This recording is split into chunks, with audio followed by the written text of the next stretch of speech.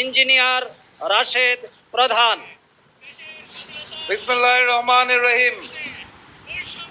বাংলাদেশ জামায়াতে ইসলামী আয়োজিত আজকের এই জাতীয় সমাবেশের সম্মানিত সভাপতি, জামায়াতের মানবিক নেতা, বাংলার মানবিক নেতা, আমাদের সকলের পছন্দের ডাক্তার শফিকুর রহমান, মঞ্চে উপবিষ্ট জামায়াতে ইসলাম সহ জাতীয় নেতৃবৃন্দ, আমার সামনে উপস্থিত মিডিয়ার ভাইয়েরা এবং সারা বাংলাদেশ থেকে আগত বিগত 15 বছরের সকল মজলুম জনতা, সবাইকে জানাই আমার দল জাগফার পক্ষ থেকে সংগ্রামী সালাম এবং শুভেচ্ছা।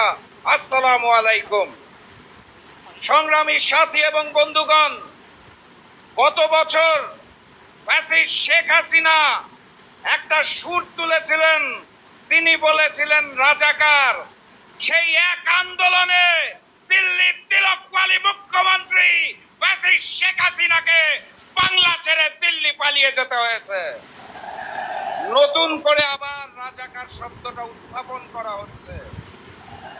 ইতিহাস থেকে শিক্ষা নিন, ভুল করবেন না। আল্লাহ ছাড় দেয়, আল্লাহ ছেড়ে দেয় না। নতুন করে আওয়ামী লীগের স্লোগান তুলে ধরবেন না, আপনাদেরও জনতা বাংলাদেশ থেকে বিতাড়িত করে দেবে। আগামীর বাংলাদেশে আমরা বৈষম্য দেখতে চাই না। আগামীর বাংলাদেশে আমরা ভারতীয় আধিপত্যবাদ দেখতে চাই না। আগামীর বাংলাদেশে আমরা চাঁদাবাজি এবং পাথর দিয়ে হত্যা দেখতে চাই না।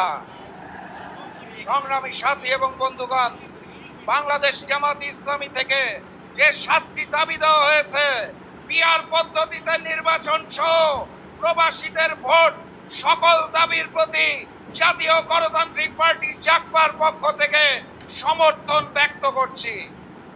একই সাথে সাথে নতুন 2টা দাবি উত্থাপন করছি। সাথে সাথে বাংলার মাটিতে গণহত্যাকারী আওয়ামী লীগের রাজনীতি চলবে না, চলতে দেওয়া হবে না ইনশাআল্লাহ। তাদের নিষিদ্ধ করতে হবে।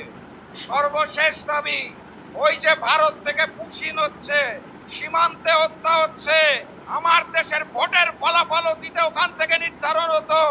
একত্রিত হতে হবে, সকল মজলুম এক হবে। বাংলার মাটিতে ভারতীয় আধিপত্যবাদ এবং আগ্রাসনকে আমরা আর মেনে নেব না ইনশাআল্লাহ। 7 দাবির সাথে নতুন 2 দাবি ব্যক্ত করে আগামীর বাংলাদেশ হবে ইসলামের বাংলাদেশ, আগামীর বাংলাদেশ হবে কোরআনের বাংলাদেশ। এই আশাবাদ ব্যক্ত করে আজকের মতো বিদায় নিচ্ছি। নারায়ে তাকবীর, নারায়ে তাকবীর, নারায়ে তাকবীর। আবারও দেখা হবে, আবারও কথা হবে ইনশাআল্লাহ। বিজয়ের পথে যাত্রা শুরু, জীবন অথবা মৃত্যু। আসসালামু আলাইকুম। সম্মানিত ভাই এবং বন্ধুগণ।